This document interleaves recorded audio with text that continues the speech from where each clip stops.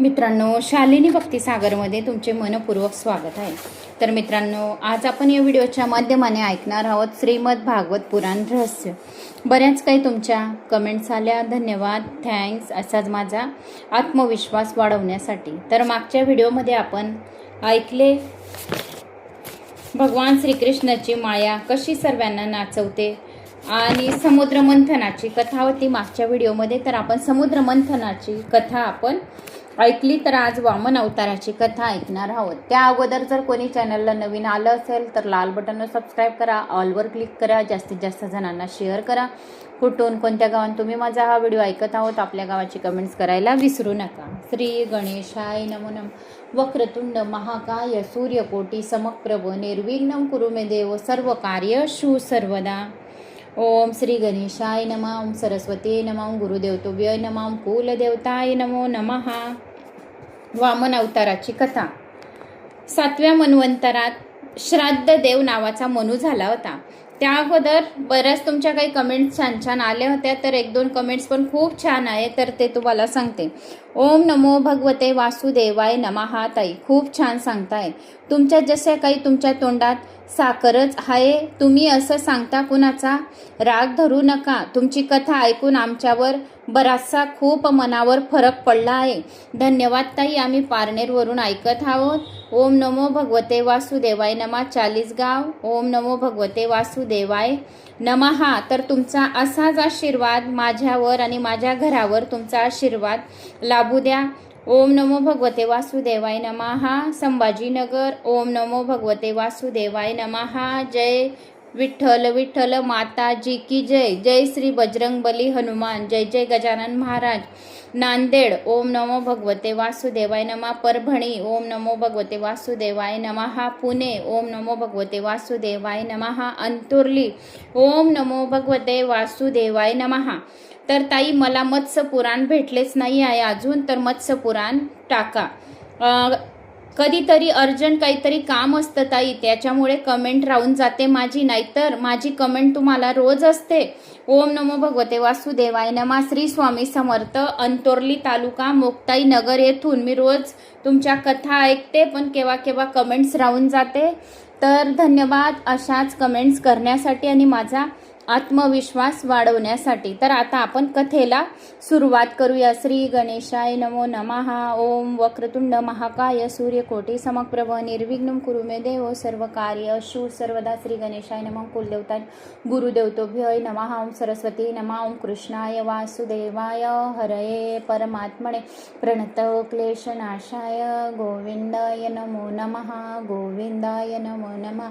ओम शांताकारं भुजगशयनं पद्मनाभं सुरेशं विश्वाधारं गगनसदृशं मेघवर्णं शुभांगं लक्ष्मीकान्तं कमलनयनं योगिर्भ्यानग्यं वंदे विष्णु सर्वलोकैकनाथं निवासं. श्री श्रीनिवासा की जय. कोल्हापूर महालक्ष्मी माता की जय. वामन अवताराची कथा. 7व्या मन्वंतरात श्राद्ध देव नावाचा मनू झाला. त्याच्या काळी कश्यप व आदिती यांच्या घरी भगवंताचा वामन अवतार झाला.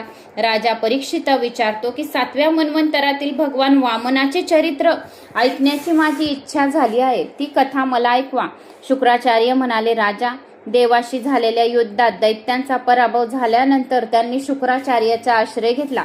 शुक्राचार्याच्या कृपेने दैत्यांचे बळ वाढू लागले.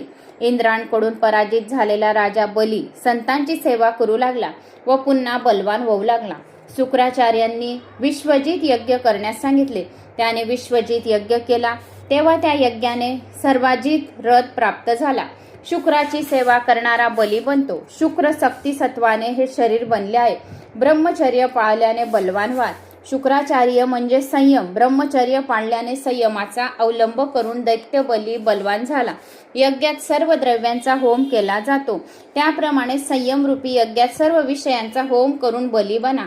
जितेंद्र वा बलवान झालेल्या बलीला शुक्राचार्यांनी आपले ब्रह्मतेज दिले आहे. बली राजाने देवांचा पराभव केला. स्वर्गाचे राज्य दैत्यांनी हस्तगत केले. बली राजाला इंद्रांच्या सिंहासनावर बसवले गेले. शुक्राचार्यांनी विचार केला की जर बली राजा 100 अश्वमेध यज्ञ करीत तर स्वर्गाचे राज्य नेहमीसाठी मिळेल. यज्ञ करण्यासाठी बली राजा भृगुकच्छाला भरूच भडोच आला. अश्वमेध यज्ञ केले गेले. आणि बलिराजाने स्वर्ग जिंकला तेव्हा देवगण घाबरून पळाले व आपले गुरु बृहस्पतीच्या जवळ गेले. बृहस्पती म्हणाले, बलिराजा जेव्हा भृगुवंशीय ब्राह्मणाचा अपमान करेल तेव्हा तो नष्ट होईल. इकडे देवांची माता आदिती दुःखाने संतप्त झाली. कश्यप ऋषींनी कारण विचारले असता तिने सर्व हकीकत सांगितली. आदितीने कश्यपची अत्याधिक सेवा करून वर मागितला की माझ्या मुलांना गेलेले सर्व राज्य स्वर्गाचे राज्य परत मिळो. कश्यप ऋषी म्हणाले, दैत्य ब्रह्मचर्याचे पालन करीत आहे, धर्माचे कवच घालतात, नीती ही ज्यांचे शिरस्त्राण आहे त्यांना कोण मारू शकतो. जीवाचे पापच जीवाला मारत असते, भगवंत नव्हे. दैत्य आताशा पवित्र जगताहेत म्हणून त्यांना भगवंत मारू शकत नाही. म्हणून भगवंत शक्तीने नव्हे तर युक्तीने देवांना सुखी करण्याचा प्रयत्न करतील. याच कारणाने वामन चरित्रात युद्ध प्रसंग घडला नाही. भगवंतांनाही सुद्धा बलीला ठार मारले नाही. कश्यप आदितीला म्हणाले, देवी तू प्रयोव्रत कर. फाल्गुन मासात हे व्रत करावायचे असते. विधीपूर्वक व्रत करण्याने स्वयं भगवान पुत्र रूपाने तुझ्या घरी येतील. पती पत्नी एकमेकाच्या सोबतीत आराधना करतील तर प्रभू लवकर प्रसन्न होतील. सर्व आश्रमात गृहाश्रम श्रेष्ठ आहे.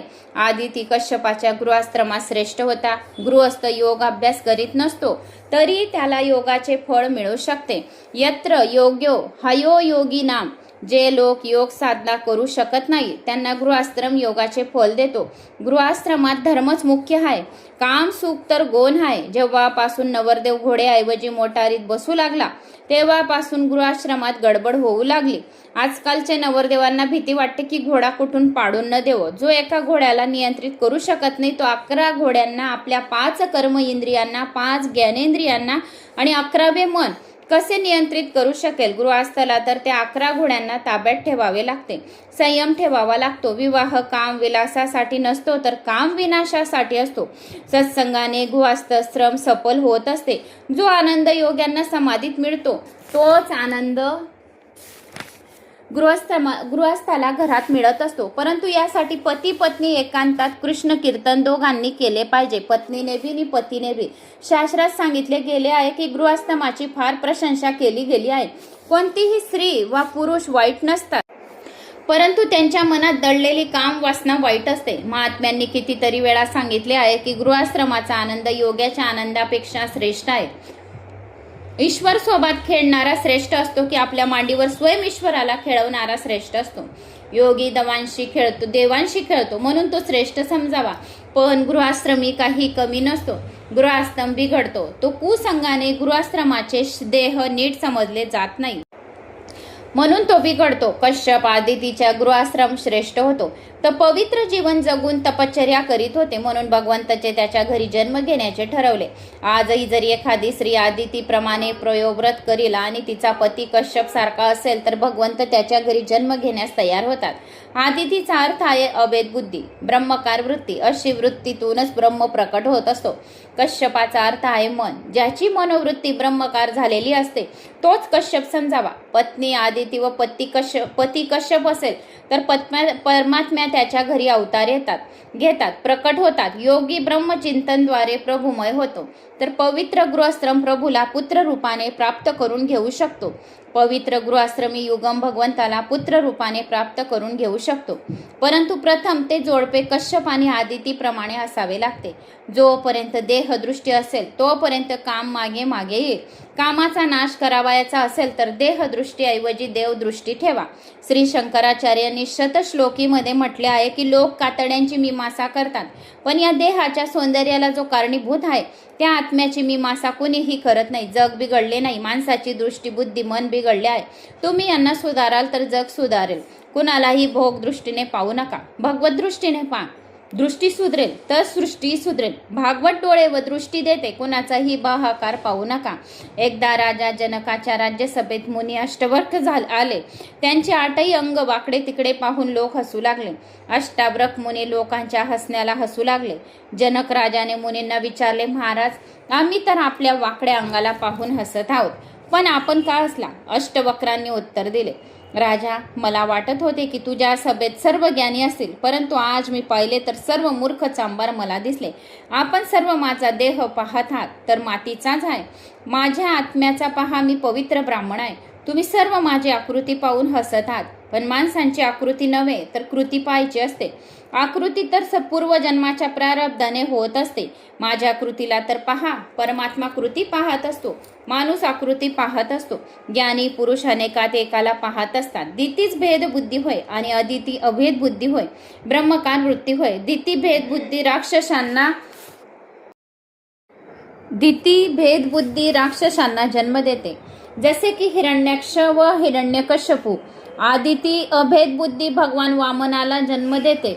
जगाकडे भेद बुद्धीने नव्हे तर अभेद बुद्धीने पाहावे. ज्याच्या बुद्धीत भेद आहे त्याच्या मनातही भेद आहे. भेद विकार वासनांना जन्म देत असतात. ज्ञानी सर्वांकडे अभेद भावनांना पाहत असतात. अनेकात एकाचा अनुभव घेणेच तर ज्ञान होय.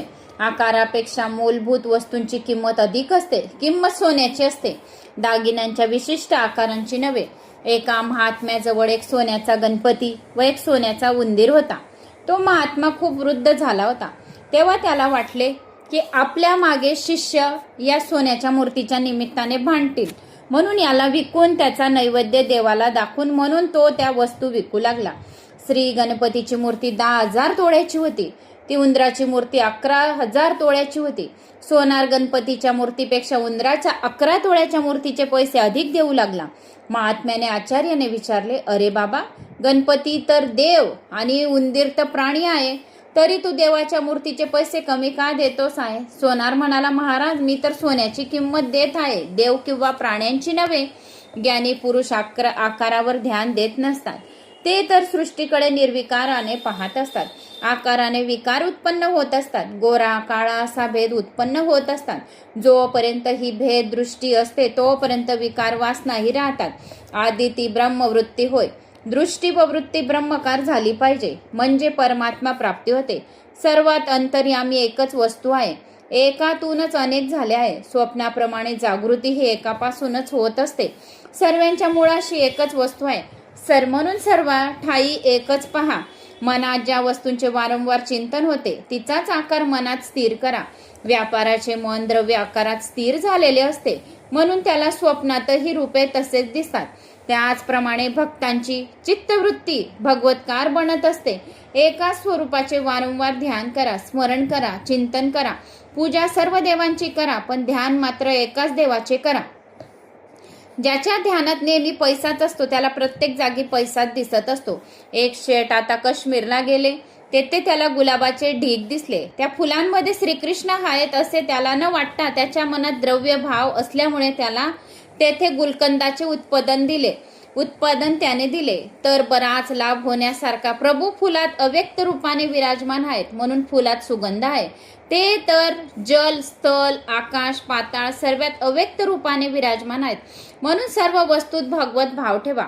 दृष्टी भगवन्मय झाली म्हणजे प्रत्येक ठिकाणी भगवंत दिसून येतील. गोपींची दृष्टी भगवंतात होती. त्या जिथे जात तिथे त्यांना श्रीकृष्णाचे दर्शन होई. श्रीकृष्ण तर मथुरेतच होता, तरी पण गोपींना गोकुळातच त्यांचे दर्शन होई. गोपींनी उद्भवाली म्हटले की आपण कुणाचा संदेश आणला आहे? कृष्ण तर आमच्या सोबत गोकुळातच आहे आणि संदेश तर कोणता आणला असेल? गोपींची वृत्ती कृष्णमय झाली होती. जिथे देखो तिथे श्याममयी है.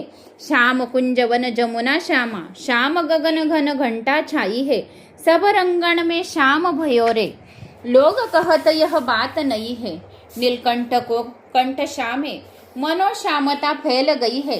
कृष्ण आपापल्या सोडून गेले असे गोपींना वाटतच नव्हते. त्या म्हणत असत की आम्ही जेथे जातो तेथे कृष्ण आमच्या सोबतच असतो. हे आहे गोपी प्रेम. जीवाला भय असते, कारण की तो ईश्वराच्या सानिध्याचा अनुभव सतत करू शकत नाही. आदितीचा कश्यपाशी संबंध झाला. कश्यप शब्दाचा अर्थ तर पहा. या शब्दाला उलटे केले तर होते पश्यक आणि उपनिषदानुसार क म्हणजे ईश्वर आणि पश्य म्हणजे पहा. अर्थात सर्वात एका ईश्वराला पाहणारच कश्यप होय. जेव्हा कश्यपाची वृत्ती ब्रह्माकार ब्रह्ममयी झाली तेव्हा परमेश्वराला प्रकट व्हावे लागले. गृहाश्रम भक्तीत बाधक नाही तर साधक आहे. बाधक असते गृह आसक्ती. गृहाश्रमात कामासक्ती, द्रव्यासक्ती ही बाधा रूप असतात. संसारातील कोणत्याही वस्तू खरे सुख नसते. खरा आनंद केवळ एका ईश्वरातच असतो. संसारातच सुख आहे असे जोपर्यंत मनाला वाटते तोपर्यंत भक्तीत मन लागणार नाही. जण सांसारिक विषयातच तर खरे सुख असते तर झोपेची गरज का वाटली असती? विषयांचा त्याग करून त्यांना विसरून झोपण्याची इच्छा होते. यावरूनच कळून येते की विषयात सुख नाही. ज्याप्रमाणे दररोज अन्नाचे सेवन आपण करतो त्याप्रमाणे सत्संगाचीही गरज आहे. ईश्वराच्या प्रकाशाशिवाय जड प्रकृती काहीही करू शकत नाही. भगवंत गीतेत म्हणतात की मी अविनाशी, अजन्मा आणि सर्वभूत प्राणी मात्रांचा ईश्वर आहे. तरीही मी आपल्या प्रकृतीच्या अधीन राहून योग मायेने प्रकट होतो. स्वरूप चैतन्य प्रकाश देते पण दुःख दूर करू शकत नाही. अंतर्यामीच्या रूपाने ईश्वर सर्वाच्याच हृदयात वास करीत असतो. तरीही जीव दुःखीच आहे. केवळ स्वरूप चैतन्य अज्ञान व दुःख यांचा नाश करू शकत नाही. आतले निराकार व बाहेरचे साकार स्वरूप एकत्र होऊन प्रकट होईल तेव्हाच वामन प्रकट होतील व अवतार घेतील.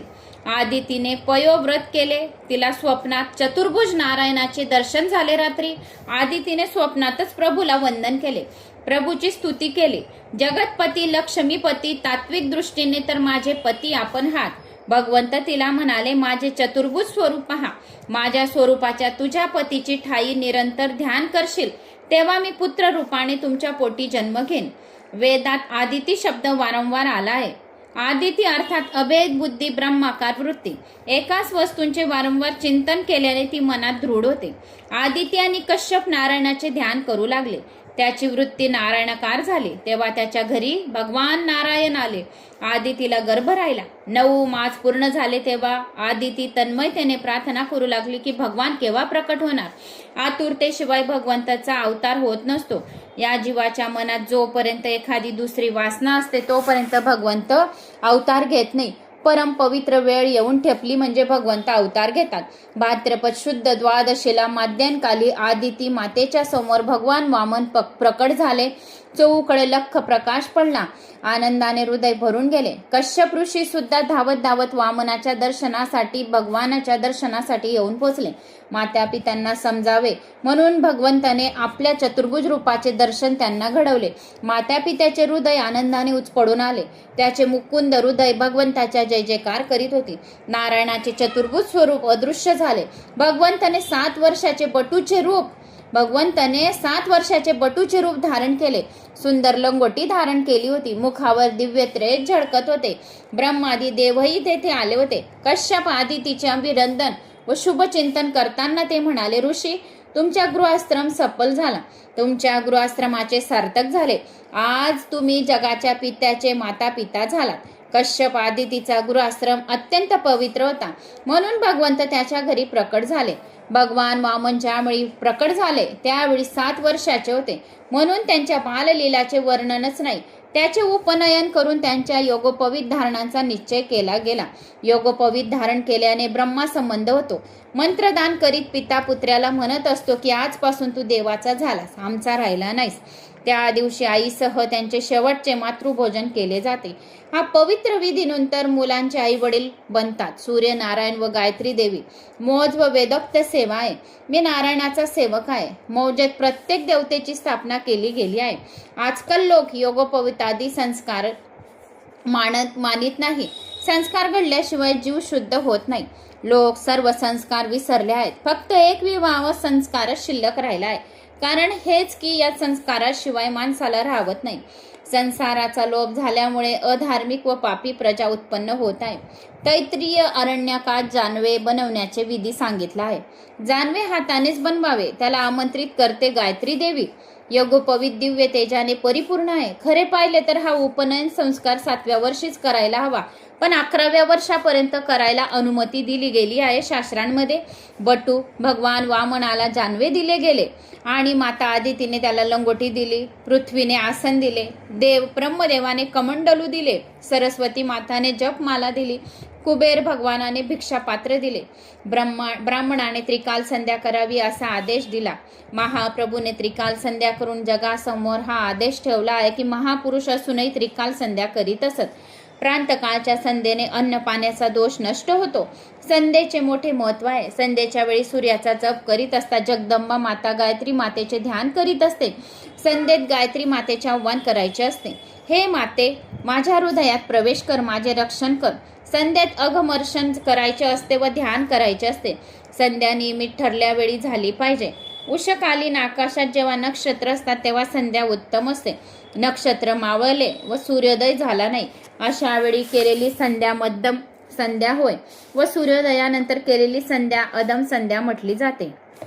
बृहस्पतीने वामनला संदेश दिला, आजपासून माधुकरी मागायला जा, या अन्नात माधुर्य असते असा आदेश दिला. मंत्रोपदेश बरोबरच ब्रह्मचर्याचा धर्मही समजावून सांगितला. जेव्हापासून ब्रह्मचर्याची प्रथा आमच्या देशात बंद पडली आहे तेव्हापासून आमच्या देशाची दुर्दशा झाली आहे. ब्रह्मचर्याच्या पालना वाचून आजपर्यंत कुणी महात्मा झाला नाही व पुढे होणार पण नाही. ज्याला ब्रह्मचर्य पाळण्याची इच्छा आहे त्याने जिवंत स्त्रीलाच काय पण लाकडाच्या बाहुलीलाही मनाने व शरीराने स्पर्श करू नये. न स्पृशेत दारवीमपी. जर ब्रह्मचर्याचे पालन करायचे असेल तर स्त्रियांच्या केसांकडे किंवा तोंडाकडे पाहू नये. त्यांच्यात कामवासना जागृत असते. ही स्त्रियांची निंदा नव्हे तर कामाची निंदा आहे. परस्त्रीला माते समान समजावे. जगात आजपर्यंत जितके महापुरुष होऊन गेले आहे सर्वांनी परस्त्रीला माते समानच मानले आहे. ते ब्रह्मचर्याच्या पालनानेच मोठे झाले. लक्ष्मण आपल्या भाऊजाईला सोबत 14 वर्ष वनात राहिला तरी पण त्याने आपली दृष्टी फक्त सीता मातेच्या चरणावरच ठेवली होती. 14 वर्ष वनामध्ये लक्ष्मणाने सीता मातेला आपल्या भाऊजाईला आपली दृष्टी फक्त सीता मातेच्या चरणावरच ठेवली 14 वर्षापर्यंत. एकदा प्रभू रामचंद्रजींनी त्याला एक चंद्रहार दाखवीत विचारले की हा चंद्रहार तुझ्या भाऊजाईचा आहे का? लक्ष्मण म्हणाला, मी कसा ओळखू? मी माझ्या वहिनीचे तोंडच कधी पाहिले नाही. रामचंद्रजींनी सांगितले की दागिन्याच्या बाबतीत तेच विचारतील. तेव्हा लक्ष्मण म्हणाला, नाह जानामि केहुरे नाहम जानामि कुंडले नुपुरे त्वभिजानामि नित्यम पादाभि वंदनात. म्हणजे काय की मी नाही हा हार ओळखू शकत की हा हार माता सीतेचा आहे, नाही मी हे कुंडले ओळखू शकत की हे माता सीतेचे. मी फक्त त्यांचे नुपुरे ओळखू शकतो. मी नेहमी चरणांचे दर्शन घेत होतो 14 वर्षपर्यंत. माझ्या दृष्टीत पडत होते तर नुपुरे त्यांचे चरणांचेच पायांचे दर्शन घेत होतो. 14 वर्ष जवळ पण होतो पण कधी मी त्यांच्या तोंडाकडे पाहिले नाही, त्यांच्या कानाकडे पाहिले नाही, कधी मी त्यांच्या डोळ्याकडे पाहिले नाही. याला म्हणावा आदर्श ब्रह्मचर्य पालन. काम जिंकणे फार अवघड आहे म्हणून ब्रह्मचर्याची एवढी प्रशंसा केली गेली आहे. जेव्हा भगवान व्यास भागवताची रचना करत होते त्यावेळी आपले रचलेले श्लोक आपल्या शिष्य ऋषी जैमिनी यांना तपासण्यास देत होते. 9व्या स्कंदामध्ये पुढील श्लोक सुद्धा सांगितला गेला आहे. तर कोणता? बालवनी निदिंद्रिय ग्रामे विद्वान समपी कर्षती. म्हणजे इंद्रिय इतकी बलवान असतात की मोठ्या मोठ्या विद्वानांना मी विचलित करून देतात. हा श्लोक वाचून जैमिनांना वाटते की यात व्यासांची काहीतरी चूक झाली आहे. काही इंद्रिय कधी विद्वानांना पण विचलित करू शकतात का? ते व्यासांना म्हणाले या श्लोकात विद्वान समपी कर्षतीच्या म्हणजे जागी विद्वांस नाप कर्षती लिहायला पाहिजे की व्यास म्हणाले मी जे लिहिले तेच बरोबर आहे, त्यात काही चूक नाही. एके दिवशी जैमिनी संध्या संपून संध्येचे पाणी टाकण्यास बाहेर पडले तेव्हा त्यांना दिसली एक सुंदर स्त्री पावसात भिजत होती आणि एका झाडाखाली सुंदर स्त्री पावसात भिजलेली झाडाखाली उभी आहे. भिजलेल्या वस्त्रांनी झळकणारे तिचे सौंदर्य पाहून जैमिनी काय झाले, एवढे मोठे ऋषी विचलित होऊन गेले तिचे सौंदर्य पाहून. जैमिनी त्या सुंदर युवतीला म्हणाले, सुंदरी ही कुटी तर तुझीच आहे ना, आत ये, आश्रमात विश्रांती घे. स्त्री म्हणाली, पुरुष कपटी असतात, मी आपला विश्वास कसा धरू? तेव्हा जैमिनी म्हणाले, मी तर पूर्व मीमांसेचा आश्चर्य जैमिनी ऋषी आहे. काय माझीही तुला भरोसा नाही? माझ्यासारख्या तपस्व्यांवर जर विश्वास बसत नसेल तर मग दुसऱ्या कोणावर विश्वास ठेवणार? ही तुझीच पण तर पर्णकुटी आहे, आश्रमावर विश्वास ठेव. ती स्त्री आश्रमात आली. बदलण्यास तिला कपडे दिले गेले. जैमिनीने तिचे सौंदर्य पुन्हा न्याहाळले. ज्यावेळेस कपडे बदलत होती त्यावेळेस तिचे सौंदर्य परत बघितले तेव्हा त्याचे मन अधिक ललचावले त्या स्त्रीबद्दल. त्यांनी त्या स्त्रीला विचारले, तुझा विवाह झाला तर नाही ना? तर ती स्त्री अविवाहित होती म्हणून जैमिनी ऋषींनी तिला विवाह संबंधी विचारले. ती स्त्री म्हणाली, माझ्या पित्याने अशी प्रतिज्ञा केली आहे की जो पुरुष घोडा बनून माझ्या मुलीला पाठीवर बसवून अंबा मातेच्या मंदिरात दर्शनाला घेऊन जाईल त्यालाच माझी मुलगी देईन. मीही माझ्या पित्याला सांगितले आहे की तुमच्या जावयाच्या तोंडाला काळे काजळ लावून मी त्यांना तुमच्याकडे घेऊन येईन. जैमिनीने विचार केला, जरी घोडा बनावे लागले, तोंड काळे झाले तरी चालेल, पण ही सुंदर स्त्री मलाच मिळायला पाहिजे. ते सर्व काही करायला तो तयार झाला. पुरुषाने परस्त्रीकडे जर काम भावनेने पाहिले तर त्याचे तोंड काळे होते. जैमिनीने घोडा बनवून त्या स्त्रीला आपल्या पाठीवर बसवले. ही आश्चर्यचरक यात्रा अंबे मातेच्या मंदिरात आली. त्या मंदिराच्या गाभाऱ्यात व्यासजी बसले होते. त्यांनी सर्व घटना जाणून जैमिनीला विचारले की त्या श्लोकात कोणता शब्द पाहिजे, कर्षती की नापकर्षती. आता जैमिनीच्या मनाला विजेप्रमाणे धक्का बसला. ते व्यासांना म्हणाले, तुमचेच म्हणणे खरे आहे. क्षणभरी असावध असू नये. असावधेत काम डोक्यावर बसेल. ज्ञानी असूनही जैमिनी असावध राहिले. त्या सुंदर स्त्रीशी त्यांनी विवाह संबंधीची चर्चा का केली? ऋषीचा जन्म तो परोपकारासाठी झाला होता ना. अनावश्यक प्रश्नांची विचारपूस करण्यासाठी नसतो. कामांमुळे मोठे मोठे ज्ञानीही भटकले. तेथे सामान्य माणसाची काय कथा? भृतहरीनेही म्हटले, विश्वामित्र परशर भ्रभृतया वातांभू पर्णाशनाम तेपि स्त्री मुख पंकजम सुललितम दृष्टतैव मोहम गताम शाल्यत्रम सघृतम पयोदधियुतम भुजती ये मोह मानवा तेषाम्मिद्रिय निग्रह यदि भवते विंध्येव पलवेत सागरे. म्हणजे काय? केवळ झाडांचीच पाने आणि पाणी यावर निर्वाह करणारे ऋषी देखील कामांना विचलित झाले. मग जिभेचे लाड पुरवणारी आजची माणसे कामाला जिंकण्याची भाषा बोलतील तर निर्थक म्हणावी लागेल. म्हणून ब्रह्मचर्याचे पालन करा. बलवान व्हा. स्त्रियांचे तोंड किंवा केस कधीही निरखून पाहू नका. डोळे किंवा मन यात विकार उत्पन्न होतात. गायत्री मंत्राचा जप करा स्त्री जर दिसली तर. पण आजचा मानव कुठं स्त्री दिसली म्हणजे गायत्री मंत्राचा जप करेल सांगा? बघेल, पहिले बघून घेईल तरी पण गायत्री मंत्राचा जप करणार नाही. कलियुग आहे हे. कोणी स्त्री दिसली म्हणजे ओम भूर्भुवः स्वः तत्सवितुर्वरेण्यं भर्गो देवस्य धीमहि धियो यो न प्रचोदयात्. कोण बोलेल सांगा बरं? कोणीच बोलणार नाही. कारण पुरुषांची ही कामवासना कामामुळे जागृत होते आणि कामामुळे मोठे मोठे ज्ञानी सुद्धा भटकून गेले आहेत. तर माणसाची काय व्यथा, ते सामान्य माणसाची काय कथा सांगू? भूतहरीने काय म्हटले आहे श्लोकामध्ये? विश्वामित्र पराशर प्रभूतयो वातांबून पर्णांशनाम तेपि श्री मुख पंकजम सुललितम दुष्टैव मोहगताम शाल्यत्र सघृतम पयोद धियुतम भुजती ये मानवा तेषाम इंद्रिया निग्रहो यदि भवते विंदेह पलवेत सागरे. म्हणजे केवळ झाडांची पाने आणि पाणी यावर निर्वाह करणारे ऋषी देखील कामांना काय होतात? विचलित होतात. म्हणून स्त्रियांचे तोंड कधी पाहू नये आणि जर पाहिले तर गायत्री मंत्राचा जप करावा. वामनाने जगदंबा माताजवळ पार्वतीजवळ म्हटले, ओम भगवती भिक्षान देही. पार्वती मातेने दिलेली भिक्षा त्याने गुरुच्या समोर ठेवली. गुरुने म्हणाले, भिक्षा फार कमी आहे. तेव्हा वामनाने कुण्या मोठ्या यजमानांच्या ठाव ठिकाणा विचारला. बृहस्पतीने आज्ञा दिली की नर्मदा नदीच्या तटी बलिराजा अश्वमेघ यज्ञ करीत आहे. नर्मदाच्या काठी बलिराजा जो आहे तो अश्वमेघ यज्ञ करीत आहे. त्याच्याकडून तुला अवश्य चांगली भिक्षा मिळेल. तेथे जा. वामन त्याच दिशेने गेला. वामनाने लंगोटी प्रदान केली होती. पायात खडाव्या होत्या. हातात कमुंडले छत्र दंड होते. कमरेवर मोजमे खाली होती. खामेत मृगचर्म, शिरावर जटा, गळ्यात यज्ञपवीत आणि मुखावर ब्रह्मतेज होते. कुण्या अपरिचित व्यक्तीला स्वाभाविकपणेच लोक नमस्कार करू लागले तर समजावे की त्या व्यक्तीत ईश्वराचा अंश आहे. अपरिचित असूनही वामनाला रस्त्यात सर्व लोक नमस्कार करू लागले. वामन नर्मदा तटी यज्ञ मंडपात पोहोचले. ब्रह्मतेज लपवलं जाऊ शकत नाही. यज्ञ मंडपातील ऋषीजनांना वाटले की आजपर्यंत आम्ही असे ब्रह्मतेज कधी पाहिले नाही. काय सूर्यनारायण तर या रूपाने येथे आले तर नाही ना? हा कोण ब्रह्मकुमार असेल? शंकराचार्यांना विचारले होते की भाग्यशाली कोण आहे? शंकराचार्यांनी उत्तर दिले, कौपुण्यवंत खलु भाग्यवंता. म्हणजे काय? की वामन लंगोटी नेसतो का? जितेंद्रिय असतो का? सदा सर्वदा प्रभूशीच खेळत असतो का? तो सर्वात भाग्यशाली होय. संपत्ती देह यांच्या सोबत रमत असतो तो भाग्यहीन होय. अपराचित बालकासंबंधी ब्राह्मण विचारू लागले की तोच यज्ञाचे प्रधान आचार्य शुक्राचार्यांनी वामनाचे स्वागत केले. या महा तेजस्वी बटूच्या शुक्राचार्य सहित सर्व ऋषींनी सत्कार केला. ब्राह्मण ब्रह्मतेज व ज्ञान यांनीच सन्मान मिळवतो. क्षत्रिय बलाने, वैश्य संपत्तीने मान मिळवतो. शूद्रात वृद्ध मानस पात्र होतात. सेठ सावकार कितीही काळ पैसा कमवीत असले तरी त्यांना कथेत पुढचेच बसण्याचा मान मिळतो. उशिरा आले तरी त्यांना पुढेच जागा दिली जाते. हा मान त्यांचा नव्हे, लक्ष्मीचा समजावा.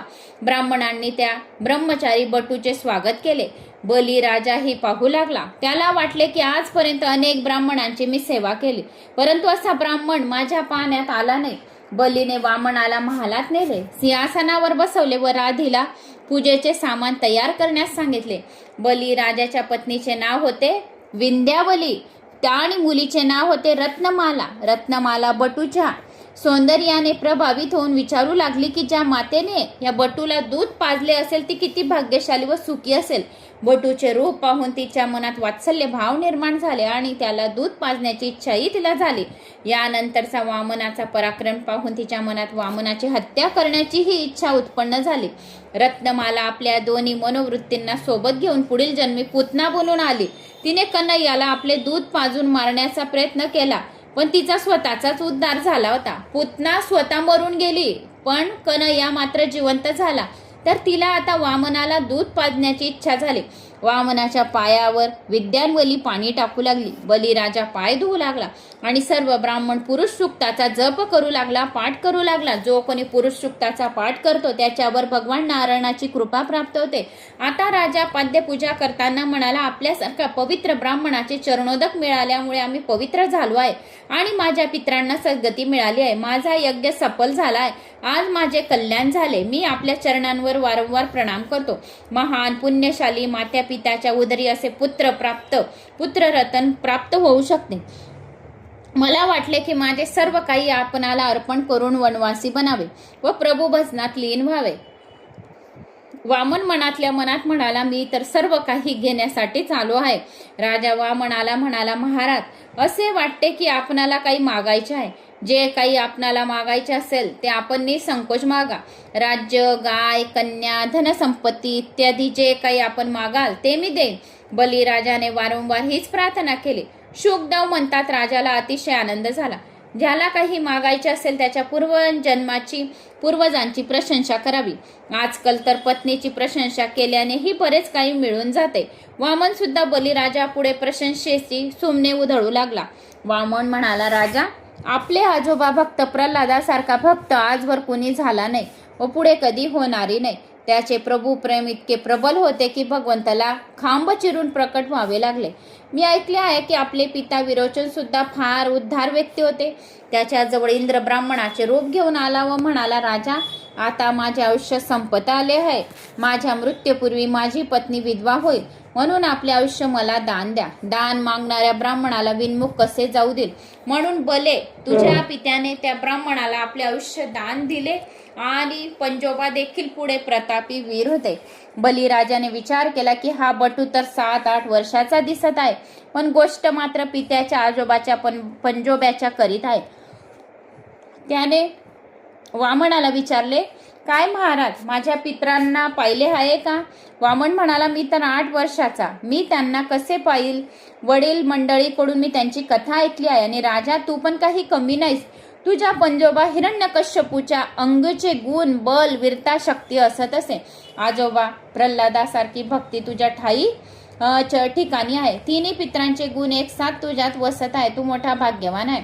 आपली व आपल्या पित्रांची प्रशंसा ऐकून बलिराजा वामनाला म्हणाला, महाराज, आपणाला जी इच्छा असेल ती मागा. मी काहीही देण्यास तयार आहे.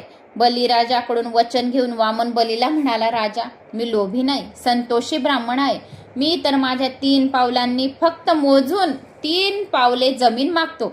बलिराजाला वाटले, या मुलाला मागणेही कळत नाही. ज्ञानी व सुशिक्षित आहे, पण अडाणीच राहिला. राजा पुढे म्हणू लागला, महाराज, आपण इतकेच का मागितले? 3 पावले जमीनच का? मी 3 गावे देऊ शकतो.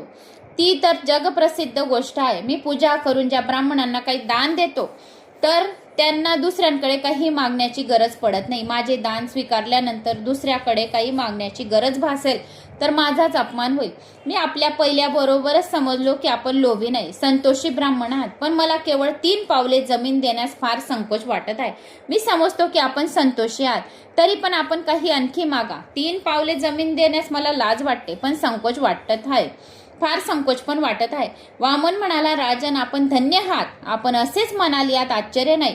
राजा तू उदार आहेस. मला मागताना काही विचार करायला पाहिजे ना. लोभाने लोभ वाढतो, संतोषाने संतोष वाढतो. संसारातील सर्व भोग प्राप्त झाल्यावर संतोष वैराग्य यांचा अभाव असेल तर शांती लाभणार नाही.